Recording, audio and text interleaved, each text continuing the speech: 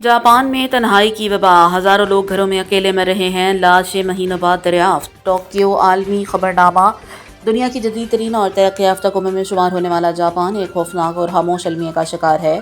یہاں ہزاروں افراد اپنی زندگی کے آخری دن تنہائی میں گزار رہے ہیں اور یوں خاموشی سے مر جاتے ہیں کہ ان کی موت کا انکشاف دنوں، ہفتوں بلکہ مہینوں بعد ہوتا ہے۔ اس رجحان کو جاپانی زبان میں کودو کوشی کہا جاتا ہے، جس کا مطلب ہے اکیلے پن میں موت۔ تنہائی کی موت کا بڑھتا ہوا المیہ۔ جاپانی پولیس ایجنسی کے مطابق گزشتہ سال صرف 6 ماہ میں 37,000 سے زائد بزرگ شہری اپنے گھروں میں مردہ پائے گئے۔ ان سے تقریباً 4,000 کی لاشیں 1 ماہ بعد اور بعض کی 1 سال بعد دریافت ہوئی۔ یہ وہ لوگ تھے جن کے پاس نہ خاندان رہا، نہ دوست، نہ کوئی خبر گیری کرنے والا۔ ماہرین کے مطابق کودو کوشی کا سب سے بڑا مسبب معاشرتی تنہائی ہے۔ جدید طرز زندگی، شادی سے دوری، طلاق، اولاد کا رشتہ توڑ لینا اور تیز رفتار معیشت نے انسان کو رشتوں اور تعلقات سے کاٹ کر اکیلا کر دیا ہے۔ جاپانی تحقیقاتی ادارے کا کہنا ہے 2050 تک اکیلے بڑھاپا گزارنے والوں کی تعداد 1 کروڑ سے تجاوز کر جائے گی۔